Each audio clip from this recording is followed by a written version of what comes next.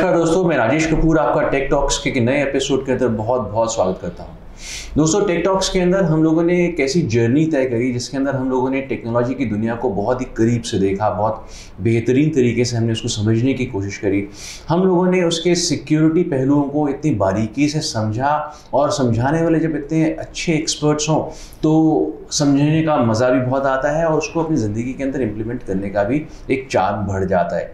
दोस्तों, हमारी जर्नी का मकसद बस सिर्फ यही रहा कि आज जब हम ये दुनिया को बदलते हुए देख रहे हैं, ऑर्गेनाइजेशंस जब बड़ी होती जा रही हैं और हम लोग देख रहे हैं कि टेक्नोलॉजी उसके अंदर एक बहुत ही बड़ा एक रोल प्ले करती जा रही है, तो उस रोल को हम और ज़्यादा कैसे सिक्योर कर सकते हैं। टेक्नोलॉजी को हम लोग इग्नोर नहीं कर सकते, नकार नहीं सकते, एक्सेप्ट करने के अलावा हमारे पास कोई चारा नहीं है। लेकिन यदि टेक्नोलॉजी ही खतरा बन जाए तो क्या करें? इसी वजह से, इसी सोच के साथ हम लोगों ने टेक्नोलॉजी के इस शो को शुरू किया जिसका नाम रखा टेक टॉक्स। और हमारे को साथ दिया एक ऐसी बेहतरीन कंपनी ने जिसका नाम है GISPL, जिनके फाउंडर्स हमारे साथ यहाँ पर जो है मौजूद रहते हैं और आपको एक्सपर्ट एडवाइसेस देते रहते हैं। तो हम लोगों ने इस शो को शुरू किया उनकी मौजूदगी के साथ और उनके पूरे एक्सपर्ट नॉलेज के साथ। तो आइए सबसे पहले स्वागत कर लें डॉक्टर नवीन धाम का। डॉक्टर साहब, बहुत बहुत स्वागत है आपका। धन्यवाद। डॉक्टर नवीन धाम और उनकी टीम हमारे को लगातार सिक्योर करती जा रही है। सिक्योरिटी की दुनिया के अंदर उन्होंने अपना वर्चस्व कुछ इस तरीके से बना रखा है कि यदि कोई साइबर थ्रेट हो तो सबसे पहला नाम अगर उभर के आता है तो वो GISPL का ही होता है। दोस्तों, इसके साथ ही हम शुक्रगुजार हैं क्लाउड एक्सेस जैसे प्लेटफॉर्म के, जिसने हमारे को इस शो को बनाने के लिए पूरी एक प्लेटफॉर्म दी और हमारे को ऐसा सक्षम किया कि हम आज आपके सामने इतने बड़े एक्सपर्ट्स के साथ में मौजूद रहते हैं। दोस्तों, क्लाउड एक्सेस एक ऐसा प्लेटफॉर्म है जहां पर रखते ही आपका डेटा पूरे तरीके से सिक्योर हो जाता है और आप उसके अंदर बेखौफ तरीके से काम कर सकते हैं। हमारा हमेशा आपसे वादा रहता है कि हम इंडस्ट्री के कुछ ऐसे धुरंधरों को आपसे हमेशा मिलाते रहेंगे जो अपने एक्सपीरियंस से, अपनी लाइफ की जर्नी से आपको नई नई चीज़ें तो बताएंगे ही, लेकिन कैसे वो बदलती जा रही हैं टेक्नोलॉजी के इम्प्लीमेंट के द्वारा, वो भी आपके सामने वो प्रस्तुत करेंगे और उनको जो चैलेंजेस महसूस हो रहे हैं इस बदलती दुनिया के अंदर, उसको भी वो ठीक से, अच्छे से हमारे साथ यहाँ बैठकर डिस्कस करेंगे। तो दोस्तों, इसी मुहिम के अंदर हम लोगों ने आज जिन्हें यहाँ बुलाया है वो एक बहुत ही इंडस्ट्री का जाना माना नाम है, CA मनीष गुप्ता। सर, आपका बहुत बहुत स्वागत है हमारे इस शो के अंदर। नमस्कार, धन्यवाद। मनीष जी एक बहुत ही जाना माना नाम है, एक चार्टर्ड अकाउंटेंट तो वो हैं ही, लेकिन साथ ही में जब उन्होंने अपनी इस जर्नी को शुरू किया, I think way back in 1989, sir if I am not wrong, yes, year 99, उन्होंने देख लिया कि आने वाली दुनिया जो है वो टेक्नोलॉजी के बेसिस पे ही चलने वाली है। लेकिन ज़्यादा ना बोलते हुए पहले उनके पास ही चलते हैं पूछने के लिए कि सर आपने ये जर्नी एज अ CA क्यों नहीं शुरू करी, एज अ टेक्नोलॉजी गुरु क्यों शुरू करी? बेसिकली मैं थोड़ा स्टार्टिंग बता देता हूँ। I started Saraswati accountants in the year 99। I was doing my practice, तो प्रैक्टिस के साथ साथ मुझे एक आइडिया आया कि why don't we start a firm whereby we can provide the accountants training how to become an accountant to the freshers, so that these freshers can go to the market and play a role of a professional accountant in the market। क्योंकि उस time पर मैंने market में ये देखा था कि expert accountants की बहुत बड़ा गैप था।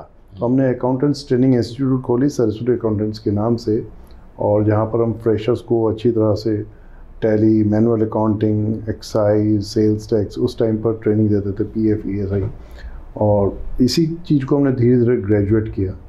और लेटर स्टेजेस में हमने, हालांकि it was a good combination with our CA practice also, because sometimes we were taking up the job of accounts outsourcing also. So in that way यहाँ से लोग हमारे यहाँ से टैली और अकाउंटिंग सीखते थे और उसके बाद हम उनको अपने क्लाइंट्स के पास प्लेस करते थे जी। तो this is how we used to do the integration of CA practice with the accountants training institute. और उसके कुछ महीनों के बाद, कुछ समय के बाद, इन द सेम ईयर हमने टैली सॉफ्टवेयर का बिज़नेस भी स्टार्ट किया। तो टैली सॉफ्टवेयर का बिज़नेस स्टार्ट करने का भी एक, शुरू में तो कोई बहुत ही मेन बिज़नेस नहीं था, it was just a side business for us. But over a period of time हमने इसको रियलाइज़ किया that it is playing a very important role in the automation of accounting and inventory system in the organisations. और हमने इसको बहुत ज़्यादा aggressively और proactively take up करना चालू कर दिया था। और इस बिज़नेस ने हमें बड़ा अच्छा हेल्प किया हमारी प्रैक्टिस को बढ़ाने में भी, हमारे अकाउंटेंट्स जो हम अकाउंटेंट्स ट्रेनिंग इंस्टीट्यूट में पढ़ाते थे उनको एब्जॉर्ब करने में भी। तो एक्चुअल में ये तीनों जो बिजनेसेस हैं हमारे बड़े अच्छे तरीके से इंटीग्रेट हो गए थे। और हमें बड़ा अच्छा लगता था जिन फ्रेशर्स को हम अकाउंटेंट्स बना रहे हैं वो अकाउंटेंट्स कंपनीज में जाकर जॉब कर रहे हैं, और हम अपने क्लाइंट्स को भी एक अच्छी सर्विस देते थे, भाई हम आपको टैली तो दे रहे हैं और साथ में उसको ऑपरेट करने वाला अकाउंटेंट भी दे रहे हैं। तो इन that way it became a very good combo for the market. Sir ये टैली उन दिनों में, बल्कि आदत मैं तो ये कहूँगा कंप्यूटर्स ही उन दिनों में बहुत ही नई नई चीज़ें थी, और उसके ऊपर से एक अकाउंटिंग सॉफ्टवेयर भी आ गया। तो ये एक विश्वास बिठाने वाली चीज़ कैसे हो पाई, कैसे किया आपने? हाँ, ये अच्छा क्वेश्चन है। बेसिकली आप बिल्कुल ठीक कह रहे हैं। इन द ईयर 1999 जब हम लोग मार्केट में उतरे थे तो टैली की या कंप्यूटराइज अकाउंटिंग की कोई बहुत ज़्यादा डिमांड नहीं थी, थोड़ी कम थी। आज जैसे कि बहुत ज़्यादा है। आज की डेट में आपको मैनुअल अकाउंटिंग दिल्ली में शायद ही कहीं मिलेगी, और पायरेटेड टैली का भी यूसेज आपको बहुत कम मिलेगा। लेकिन हमारे टाइम में इन द ईयर 1999 जब मैंने स्टार्ट किया था तो लोग मैनुअल अकाउंटिंग बहुत ज़्यादा करते थे, और टैली भी ज़्यादातर लोगों के वैसे अगर होता था तो पायरेटेड होता था। तो उस टाइम पर उन लोगों को माइंडसेट चेंज करना, इस पर लाना बड़ा टफ काम होता है। आपकी जो दौर के बिजनेसमैन रहे हैं, एंटरप्रेन्योर्स रहे हैं, उन्होंने बहुत फेस किया पायरेसी का। तो एक जिसे बड़ा अच्छा सॉफ्टवेयर हुआ करता है टैली, उस समय की बात करूं अगर मैं तो, लेकिन पायरेटेड जो चीज़ों ने काफ़ी मार्केट को ख़त्म कर दिया। ये चैलेंजेस कैसे लड़े आपने? देखिए ये हाँ वाकई में बहुत बड़ा चैलेंज है, क्योंकि उन दिनों हम टैली बेचते थे करीबन रफली अराउंड अलग अलग रेट से अराउंड 18,000, एक बारी में 22,500 भी था। तो इट वाज वेरी डिफ़िकल्ट, और हम लोग बहुत ज़्यादा क्वांटिटी में नहीं बेचते थे। मुश्किल से 15-16 टैली, मतलब I use to sell in a month. Later on मैं इसको 30 तक ले गया था पर मंथ। तो मुश्किल तो होता था, लेकिन हम इसको कन्वर्ट कैसे करते थे, हम क्लाइंट्स को इसका फ़ायदा अच्छे तरीके से बताते थे। How the computers accounting is going to benefit you and how it is improve the performance of your organisation, making the reports faster, everything faster, and thereby saving your time and giving the better results. हालांकि that stands today also this particular thought, लेकिन आजकल लोग थोड़े से take driven हो गए। उन दिनों लोग टेक ड्रिवन इतने नहीं होते थे, तो वो माइंडसेट चेंज करना थोड़ा मुश्किल लगता था, लेकिन किया, उसका रिजल्ट आया। और सर दूसरी बात एक और भी है कि इंडियन मार्केट हमेशा विश्वास के ऊपर चलती रही है। उन्होंने टेक्नोलॉजी को बाद में समझा है, जो उसको बेच रहा होता है उसको पहले समझने की कोशिश करते हैं। ये पॉइंट मैं बताना भूल गया। हाँ, ये बड़ा इंपॉर्टेंट पॉइंट है। अगर आप टैली के इकोसिस्टम में देखोगे इनिशियल डेज में, तो एक good number of chartered accountants होते हैं जी। तो जब एक सीए इस बारे में बात कर रहा है, चाहे टेलीफोन पर या फेस टू फेस बात कर रहा है, तो मार्केट उसको बड़ा अच्छे तरीके से एक्सेप्ट करती थी। तो हाँ, to be a CA gave a good confidence to the market to accept this particular proposal, क्योंकि सीए कम्युनिटी को हमेशा मार्केट बहुत ज़्यादा ट्रस्ट करती है। एक चैलेंज सर आपके सामने ज़रूर आया होगा उस समय भी, तब आप बहुत यंग थे। आज भी यंग जी। सो डेफिनेटली तो, लेकिन उससे पहले आप और भी ज़्यादा यंग थे। आज से अगर हम 30 साल पहले की बात कर रहे हैं तकरीबन, तो आप के ये एज फैक्टर भी जो है बहुत बड़ा एक रोल प्ले किया करता था विश्वास बढ़ाने के ऊपर। तो चलिए, एक सीए का तमगा तो आपने ले लिया, लेकिन एक्सपीरियंस का जो तमगा होता था वो उन दिनों में भी मेन गिना जाता था, तो वो कैसे काउंटर किया? देखिए इसमें क्या था, no doubt Tally has always been a very good software. हमारे टाइम में भी टैली की एक्सेप्टेबिलिटी बहुत ज़्यादा थी मार्केट में। मैं ईयर 99 की बात कर रहा हूँ, उससे पहले भी एक्सेप्टेबिलिटी बहुत अच्छी थी, और मुझे टैली के सराउंडिंग में कंपटीशन बहुत ही कम देखने को मिला, और आज भी बहुत ही कम देखने को मिलता है। एक इसका बहुत बड़ा फ़ायदा रहा। दूसरा फ़ायदा ये रहा कि सीए कम्युनिटी को हमेशा बिजनेस कम्युनिटी ने ट्रस्ट किया है जी, ठीक है ना।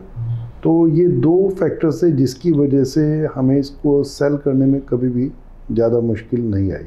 और कुछ हर पर्सन की, हर ऑर्गेनाइजेशन की अपनी आइडियोलॉजी होती है, थॉट्स होती है, वो भी लोगों को, उससे भी लोग काफ़ी कन्विंस हुए। तो we were able to sell it to the market quite successfully. एक और डॉक्टर साहब मैं आपसे मुखातिब होना चाहूँगा यहाँ पर, जैसे अभी मनीष ने बताया कि उन दिनों में एक्सपीरियंस और फेस वैल्यू ये ज़्यादा डिमांड में रहते थे। आज की मार्केट जो है एक फियर ड्रिवन मार्केट है, जहाँ पर जो है आप जैसे एक्सपर्ट्स का तभी याद आती है लोगों को जब कोई थ्रेट्स बढ़ जाते हैं या फिर उनको कुछ ऐसी इम्प्लीमेंटेशन करनी हो जहाँ पर उनके बिजनेस को वाकई में कोई थ्रेट बहुत ज़्यादा बड़ी हो।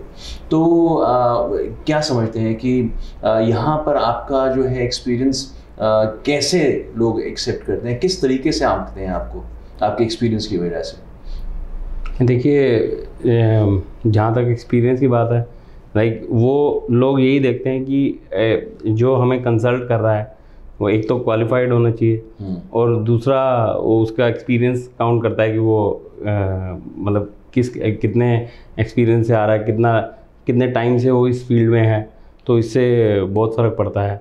और फिर जो हमारे नीचे टीम है वो हम उनको जो टीम है वो भी बहुत ही एक्सपीरियंस टीम हमें रखनी पड़ती है, क्योंकि हम नए बच्चे नहीं रख सकते, मींस रखते भी हैं तो उनको ट्रेन करके जब वो 4-5 साल के एक्सपीरियंस के हो जाते हैं तभी उनको फ्रंट में हम डालते हैं। बट हमारे पास जो मेन ऑडिटर्स हैं या कंसल्टेंट्स हैं या प्रिंसिपल ऑडिटर्स हैं तो वो सारे 20 से 25 साल के एक्सपीरियंस के होते ही हैं, क्योंकि उसके बिना क्लाइंट जो है आपको ट्रस्ट नहीं कर सकता। दोस्तों यहाँ पर एक छोटी सी चीज़ जो इन दोनों ने ही अभी अब उनके मुंह से निकलवाएंगे उस बात को भी, यहाँ पर ये दोनों ही चीज़ जो है वो बता रहे हैं कि एक्सपीरियंस और उनके जो नॉलेज के बेसिस के ऊपर उनको बिजनेस मिलता है। लेकिन एट द सेम टाइम मैं आपको बताऊँ, चाहे वो एक्सपीरियंस हो मनीष जी के दौर का, चाहे वो आज जो है एक्सपीरियंस हो आज डॉक्टर नवीन धाम के दौर का, इन दोनों के अंदर एक चीज़ बहुत कॉमन रही है, वो है इनोवेशन। मनीष जी, जब आप टैली को देख रहे थे, आप अपने कैरियर को देख रहे थे, एक सीए को देख रहे थे, मार्केट को देख रहे थे, इसके अंदर से कोई ना कोई ऐसी चीज़ आप ज़रूर निकाल के टैली के सामने भी रखते होंगे कि अब मार्केट सेंटिमेंट्स ये हैं, आपको ये करना ज़रूरी बन जाता है। और इसी तरीके से नवीन जी, आपके काम के अंदर भी बात करूँ तो डेफिनेटली जो गिवन पैरामीटर्स हैं सिक्योरिटीज़ के, उसके बाहर जाके भी आपको काम करना पड़ता होगा। तो मैं दोनों से जानना चाहूँगा बारी बारी से, सर आपने टैली को कहाँ किस तरीके से इवॉल्व करने में आप समझते हैं कि आपने एक रोल प्ले किया होगा? देखिए, हमने टैली को बीच में मार्केट के हिसाब से बड़ी अच्छी एडवाइस दी। दाव बीइंग ए चार्टर्ड अकाउंटेंट तो मैं मार्केट की पल्स को समझता था कि बिजनेसमैन की क्या रिक्वायरमेंट होती है, अकाउंटेंट की क्या रिक्वायरमेंट होती है, चार्टर्ड अकाउंटेंट की क्या रिक्वायरमेंट होती है। तो मैंने टैली को कई बार, शुरू में टैली का जब मैं software when we used to sell, तो उसके अंदर टीडीएस का मॉड्यूल नहीं होता था, एक्साइज का मॉड्यूल नहीं होता था। तो मैंने टैली की उसमें खुद अपने आप को बड़ा इन्वॉल्व किया to get these modules made in Tally. और इसके बाद over a period of time Tally जब जो नए सॉफ्टवेयर लेकर आई, जैसे कि वैट का सोल्यूशन टैली लेकर आई, तो वैट के सोल्यूशन लाने में हमने अपनी काफ़ी अच्छी भूमिका निभाई कि टैली को बताया बीच में कि क्या क्या इसके अंदर होना चाहिए। और I use to do lot of sessions also in the market, जो कि हम इसकी पूरी नोहा मार्केट के अंदर प्रोवाइड करा सके। तो इस तरीके से हमने टैली को काफ़ी हेल्प किया, और ख़ास तौर पे मैंने सीए कम्युनिटी को काफ़ी एड्रेस किया via my lectures and sessions, both on product as well as on the domain also. I am sure sir. और आप डॉक्टर साहब, अगर मैं आपकी बात करूं तो कुछ तो थ्रेट्स ऐसी हैं जो कि आज के हमारे गिवन सॉफ्टवेयर जो हैं बोलते हैं कि ये इससे पूरी हो जाएंगे, आप बस इम्प्लीमेंट कर लीजिए। लेकिन डेफिनेटली कुछ थ्रेट्स ऐसे भी हैं जिसको आप फोर्स ही कर लेते हैं, अभी वो ना एग्जिस्टिंग थ्रेट्स में गिनी जा सकती हैं और ना ही उसके लिए कोई सोल्यूशन बने हैं, तो उनको भी आप टैकल करके कंपनीज को देते हैं। आई एम श्योर कैसे कर पाते हैं, मतलब क्या कॉम्बिनेशन ऑफ सॉफ्टवेयर यूज़ करते हैं या फिर कंपनीज को ही एडवाइस करते हैं कि आप कुछ नया बना कर दीजिए आपको? नहीं, देखिए, जो वनरेबिलिटीज़ हैं, जैसे वीकनेसेस जिसे हम कहते हैं, तो वीकनेसेस जो हैं वो रोज़ नई वीकनेसेस आती हैं। अगर आप एंटीवायरस भी देखें तो एंटीवायरस को भी अपने आप को अपडेट करना पड़ता है एवरी डे क्योंकि रोज़ एक 0 डे वनरेबिलिटी आती है, या रोज़ आएगी या हफ्ते में आएगी तो आती है, उनको अपडेट तो उनको करना ही पड़ता है। तो वो बहुत ज़रूरी है। बट यहाँ पर हम क्या करते हैं, जैसे हम वनरेबिलिटी असेसमेंट और पेनिट्रेशन टेस्टिंग करते हैं कंपनीज़ की, जिसमें कि हम खुद एक कंपनी को पूरा हैकर की तरह हैक करके उनको दिखाते हैं कि आपके यहाँ ये वीकनेसेस हैं और इसको क्लोज़ करना है। अब वो क्लोज़ करती हैं, हम दोबारा हैक करते हैं, वो फिर क्लोज़ करती हैं, फिर हम दोबारा हैक करते हैं, फिर क्लोज़ करती हैं। तो ये चलता रहता है सिलसिला जब तक वो पूरा क्लोजर नहीं होता और हमारी हैकिंग बंद नहीं हो जाती। तो वो तो हो गया एक पॉइंट जहाँ पर हम उनको एक ग्रीन सिग्नल देते हैं, एक सर्टिफिकेट देते हैं जो कि हम दे सकते हैं, since we are a certain empanelled company, तो हम उनको दे देते हैं। बट उसके बाद क्या, नेक्स्ट डे अगर एक नया अटैक आ गया, हमने तो लास्ट कल तक के अटैक बंद किए थे, अब नया अटैक आ गया तो क्या करेंगे? तो उसके लिए हमने एक पूरा मॉनिटरिंग सिस्टम बनाया है जिसको हम कहते हैं SOC, सिक्योरिटी ऑपरेशन सेंटर। और उसके लिए हमने एक सॉफ्टवेयर जो सोल्यूशन बनाया है वो होता है SIEM, security information and event management system. वो क्या करता है, आज आपने वनरेबिलिटीज क्लोज कर दी, नेक्स्ट डे से आप उसको इम्प्लीमेंट कर दो तो वो आपके अटैक्स को मॉनिटर करना शुरू कर देता है। तो जब अटैक्स आपके मॉनिटर होना शुरू हो गए तो जैसे ही नेक्स्ट डे कोई अटैक आएगा तो वो एकदम आपके टीम को बता देगा कि हाँ somebody is trying to attack। तो वहीं पर आपकी टीम को एक्शन लेना होगा। अगर हैकर ने हैक कर रहा है तो वो एक्शन लेके उस हैकर को पहले स्टॉप कर देंगे वहीं पे, फिर उसके बाद अपने यहाँ रेमिडिएशन एक्शन करके उस अपने सिस्टम को सिक्योर कर लेंगे। तो ये सिस्टम्स हमने बनाए। फिर हमने बनाया फिशिंग सिमुलेशन, जिसमें कि एक एम्प्लॉय के ऊपर अटैक अगर हो रहा है, हमने एम्प्लॉय को ही एक फायरवॉल बना दिया, which is a human firewall. Normally लोग अपनी फायरवॉल्स को पैच करते रहते हैं, पर हैकर जो है एम्प्लॉय को ही अटैक करके चला जाता है और फायरवॉल की जहाँ ज़रूरत ही नहीं पड़ती उसको हैक करने की।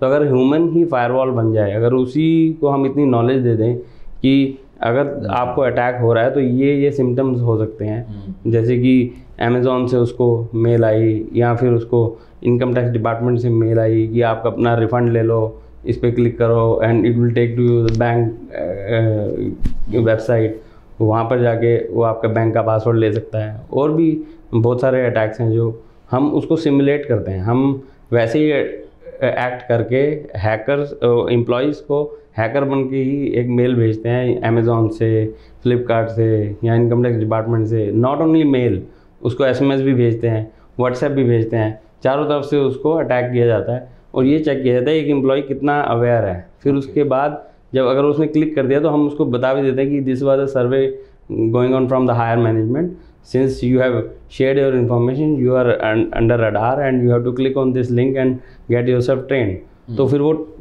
उस पर क्लिक करके एक वीडियो टाइप ट्रेनिंग चलती है, वीडियो चलता है जो उसको ट्रेन करता है।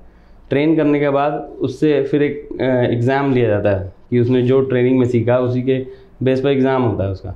फिर उसके बाद उसको एक सर्टिफिकेट मिल जाता है इलेक्ट्रॉनिकली जनरेटेड। तो जो कि उससे हम आपकी जो टीम है उसकी स्ट्रेंथ को बढ़ा रहे हैं। बेसिकली एम्प्लॉयर को एश्योरेंस ये देनी होती है कि आपके एम्प्लॉइज जो हैं वो फुली ट्रेंड हैं, they can catch any threat if there is any. So nice. But at the same time आप भी काफ़ी डेटा मैनेज करते हैं। इनफैक्ट तो आप अब तो एक डेटा पूंजी मानी जाती है किसी भी कंपनी की, तो आपके ऊपर भी बहुत ज़्यादा जिम्मेवारी है इस चीज़ की, डेटा को मैनेज करके रखने की। आप क्या समझते हैं कि अभी आपने एक चीज़ डॉक्टर नवीन धाम से पकड़ी जो आप सोचते हैं कि उनको उस दायरे में लेके आ सकते हैं आप, लेकिन अदरवाइज ऑल्सो सर डेटा को मैनेज करने के लिए आज की डेट में कंपनीज कहाँ लैक कर रही हैं? देखिए हाँ, कंपनीज को इस चीज़ के लिए ज़्यादा से ज़्यादा एजुकेट करना बहुत ज़रूरी होता है। जो हम अपने क्लाइंट्स को बहुत ज़्यादा एजुकेट करते हैं डाटा मैनेजमेंट के लिए, इसके लिए हम लोग भी अपनी तरफ से काफ़ी सॉल्यूशंस उनको एडवाइस करते हैं, जैसे ऑटो बैकअप वगैरह हम लोग एडवाइस करते हैं। And sometimes we put their data on cloud also, और क्लाउड के ऊपर भी जब हम रखते हैं तो उसका ऑटो बैकअप वगैरह हम डेली बेसिस पर उसका मेंटेन करते हैं और करवाते हैं। तो this is the only thing which we do to keep the security of the data of our clients. Okay, so अभी जैसे आजकल तो थ्रेड्स की एक नई लहर सी आ गई है, डेटा को कैसे वो लोग कॉन्फिस्केट कर लेते हैं ये आजकल तो किसी को पता ही नहीं चल पाता। तो डॉक्टर नवीन धाम यदि एक एक्सपर्ट आपके सामने जैसे आज मौजूद हैं, तो आपके मन में क्या विचार आते हैं कि कंपनीज को क्या क्या चीज़ें इनके आप सजेस्ट करना चाहेंगे एक सिक्योरिटी दायरे को बढ़ाने के लिए? देखिए, मेरी जो अपनी सजेशन है, जो अभी नवीन जी की बातों से मुझे लगा, हम लोग ज़्यादातर टैली की फील्ड में काम करते हैं and generally we are dealing with the accountants, chartered accountants and the owners. तो हमारा जो अप्रोच या रीच जो होती है ज़्यादातर टेली के सराउंडिंग में होती है, but I think it's a very good topic and I think अगर इस चीज़ को और ज़्यादा नो हो प्रोवाइड करें हम अपने क्लाइंट्स को through the experts like Mr. Naveen Dham, I think that is going to be quite useful for the market. जी. So that I would prefer to do.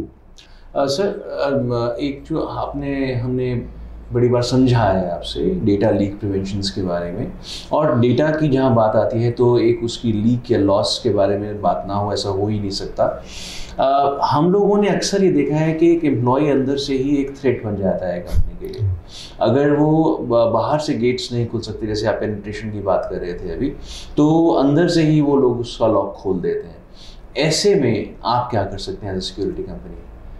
अगर अंदर से ही एम्प्लॉय लॉक खोल रहे हैं और एम्प्लॉय क्या कर रहा है, उसकी एक्टिविटीज़ क्या हैं, उसको रोकना है, तो डेटा लीक प्रिवेंशन हम जो है इम्प्लीमेंट करते हैं ऑर्गेनाइजेशन से। सो डीएलपी इस तरह से करती है काम, जैसे कि आपका एम्प्लॉय है, अब वो काफ़ी तरह से आपका डेटा बाहर ले जा सकता है। पहला तो वो आपका सबसे पहले यूएसबी पेन ड्राइव लगाएगा और वहाँ से निकाल लेगा। अगर डीएलपी इंस्टॉल्ड है तो अगर उसका कंसोल आपके पास है एज अ ऑनर, तो आपके पास एक मैसेज आ जाएगा कि somebody this person is trying to take the data out from your pen drive. अब वो और उसको ब्लॉक भी कर देगा, वो उसको दिखा देगा मैसेज कि you can not copy. Then अब वो सोचेगा चलो जीमेल से कर देता हूँ। अब वो मेल पे अटैच करने की कोशिश करेगा फाइल को, वो भी नहीं कर पाएगा। वो आपको इंटीमेशन भी आ जाएगी, उसको भी आ जाएगी। Now he will try different methods कि गूगल ड्राइव पे कर देता हूँ, वन ड्राइव पे कर देता हूँ, काफ़ी सारी FTPs हैं वहाँ करने की कोशिश करेगा, या व्हाट्सएप पे खोल के अपने सिस्टम में उस पर करने की कोशिश करेगा। किसी भी तरह से डेटा लीक प्रिवेंशन उसको अलाउ नहीं करेगा। अब लास्ट जो मेथड उसके बाद बचता है, वो सोचेगा कि मैं अब इस इंफॉर्मेशन की फ़ोटो ले लेता हूँ, क्योंकि ये क्रिटिकल इन्फॉर्मेशन है। कई बार आपके राइवल को देना चाहे वो टेंडर की डिटेल या कुछ भी, तो वो फ़ोटो खींचना जब चाहेगा, जब वो अपना मोबाइल सामने लेकर आएगा, तो वो आप जो स्क्रीन है आपके लैपटॉप की वो ऑफ हो जाएगी। और वो ऑफ होने के बाद क्या होगा, जो जिस इंफॉर्मेशन की वो फ़ोटो ले रहा है उसका स्नैपशॉट आपके पास आ जाएगा, और जो बंदा फ़ोटो ले रहा है उसकी फ़ोटो भी आपके पास आ जाएगी कि this was the person and this is the information जिसकी वो फ़ोटो खींचने की कोशिश कर रहा था जी। तो इस तरह से DLP वर्क करता है। सर ये तो हो गया कि इन्फॉर्मेशन बाहर ना जाए कंपनी से। अब मान लीजिए कि एक राइवल कंपनी ने किसी कंपनी के अंदर एक व्यक्ति को इम्प्लांट कर दिया और वो उसकी वर्किंग को ही बिगाड़ देता है अंदर से कुछ इंसर्ट करके सॉफ्टवेयर। तो ऐसे में पिन पॉइंट कैसे कर पाएंगे, और ऐसा ना हो इसके लिए हमारी साइबर सिक्योरिटी टीम क्या कहती है? रादर इसका मेरे हिसाब से जो मेरा अपना पॉइंट है, अपने बिजनेस के कंटेक्स्ट में बताता हूँ कि भाई ये कितनी, जैसे आपके पॉइंट से पूछता हूँ, ये कितनी बड़ी थ्रेट है कि डाटा कई बार ऑफिस के अंदर से लीक आउट हो जाता है। तो what is the best way to keep it secured? तो मेरा जो एक कई बार मैं बोलता हूँ अपने क्लाइंट्स को, वो क्लाउड के ऊपर डाउट करता है कि क्लाउड के ऊपर डाटा सिक्योर नहीं है, तो मेरा ये बोलना होता है कि रादर डाटा क्लाउड पर ज़्यादा सिक्योर्ड है as against it is lying in your system, because ज़्यादातर जो डाटा की जो चोरी होती है वो अंदर का ही कोई ना कोई पर्सन करता है, और जब वो क्लाउड पर होती है उसकी chances of theft is very very minimal. तो हम कई बार डरते हैं कि हमारा डाटा क्लाउड पर है, कोई हैक कर लेगा, कोई ये कर लेगा, कोई वो कर लेगा। तो कंपैरेटिवली क्लाउड के ऊपर data is safer than lying on the local system. बिल्कुल सर ने जो भी पॉइंट बताया हमारे को, ये बहुत वैलिड पॉइंट है। अगर हम एक क्लोज एनवायरनमेंट में डेटा को रख देते हैं तो जो ओनर है डेटा का सिर्फ वही उसका एक्सेस कर सकता है। लेकिन मेरा पॉइंट ऑफ कंसर्न एक डिफरेंट था सर, कि अगर किसी की वर्किंग को हैम्पर करना है तो आप अंदर ही उसके घुस के आप कर सकते हैं। तो अब वहाँ पर आपको क्या सिक्योरिटीज आप सजेस्ट करते हैं एक कंपनी को इम्प्लीमेंट करनी चाहिए?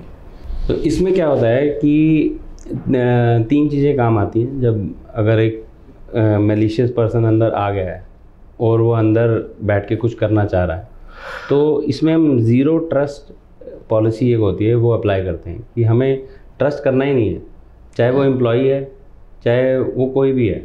मीन्स इसमें क्या होता है, जब भी आप कुछ एक्सेस करने जा रहे हैं तो पहले तो वो एक्सेस करने से पहले ही आपसे बहुत सारी ऑथेंटिकेशंस लेता है, राइट। और दूसरा हमने DLP इंस्टॉल किया हुआ है आपके सिस्टम में। DLP में अगर वो कुछ भी पेन ड्राइव लगाता है, अगर वो रैंसमवेयर डालने की कोशिश भी कर रहा है, पेन ड्राइव लगाते ही आपके पास इंटीमेशन आ जाएगा कि he has installed pen drive. तो और जो पेन ड्राइव के अंदर कंटेंट है वो भी ब्लॉक्ड रहेगा, मीन्स वो आपके सिस्टम में आ ही नहीं सकता जी। तो पहला तो ये हो गया आपका प्रोटेक्शन, राइट।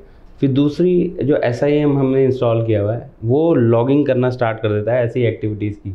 कोई भी ऐसी मैलिशियस एक्टिविटी होती है उसकी लॉग्स बनने शुरू हो जाते हैं आपके सिस्टम में। फिर जो SOC टीम बैठी हुई है, सिक्योरिटी ऑपरेशन सेंटर जिसे कहते हैं, और जो 24/7 आप it's like a watch dog on your environment, अगर वो बैठी हुई है टीम, तो वो ऐसी एक्टिविटीज जैसी लॉग होती हैं वो उसे कैच करके एकदम कल्प्रिट को पकड़ लेते हैं कि कौन से सिस्टम से ये लॉग्स आ रहे हैं, और वहीं पे वो पकड़ा जाता है।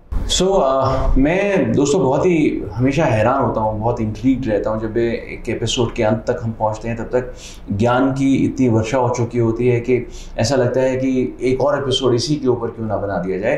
बट यूं ही ये कोशिश जारी रहेगी दोस्तों। टेक टॉक्स ने बहुत ही ख्याति प्राप्त करी, और मेन उसका कारण ये है कि आप इसे इतना प्यार भेजते हैं, आपके फ़ोन आते हैं, और हम लोग उनसे जान पाते हैं कि हमारी सीरीज़ को क्या दिशा अब देनी चाहिए। इस एपिसोड के साथ में हम इस सीज़न का तो यही अंत करते हैं, लेकिन इस प्रॉमिस के साथ में आपसे हम अलग होना चाहेंगे कि हम फिर से कुछ नए एक्सपर्ट्स के साथ में इस सीरीज़ का एक नया सीज़न ज़रूर लेके आएंगे। आप यूं ही अपना प्यार में भेजते रहिए। और जाने से पहले मैं थैंक यू बोलना चाहूँगा मनीष जी, आपने समय निकाला हमारे इस प्रोग्राम के लिए। डॉक्टर साहब आपका बहुत बहुत धन्यवाद कि आपके एफर्ट से आज हम एक सीरीज़ को एक कंप्लीट कर पाए यहाँ पर, और आगे भी आने वाले सीजन्स के अंदर आप हमारे साथ यूँ ही बने रहिए। इसी आशा के साथ इस सीरीज़ को हम लोग यहीं विराम देते हैं। और जाने से पहले मैं मनीष जी को यहाँ पर बताना चाहूँगा कि उनसे आप जुड़ सकते हैं, उनके एक्सपीरियंस का फ़ायदा उठा सकते हैं। सरस्वती अकाउंटेंट्स के नंबर्स को मैं यहाँ पर दर्शा रहा हूँ। यदि आपको टैली में कोई भी तकलीफ हो, या फिर अपनी डेटा सिक्योरिटी के विषय में कुछ भी जानना चाहते हो, मनीष जी बस एक कॉल दूर हैं, आप उनको ज़रूर संपर्क कीजिएगा। हमारी एक्सपर्ट टीम, डॉक्टर धाम की एक्सपर्ट टीम भी एक नंबर ही दूर है केवल, आप उनको ज़रूर कांटेक्ट कीजिएगा। क्लाउड एक्सेस दोस्तों एक ऐसा प्लेटफॉर्म है जिसको आपने इतना ढेर सारा प्यार दिया, और अपने सिक्योरिटी के दायरे के अंदर आप उसको लेकर आए, इसके लिए आपका बहुत बहुत शुक्राना। और इसी के साथ मैं इस अपने शब्दों को भी यहाँ विराम दूंगा, इस एपिसोड को भी विराम दूंगा, इस प्रॉमिस के साथ कि जल्द मिलेंगे एक नई सीरीज़ के अंदर। धन्यवाद।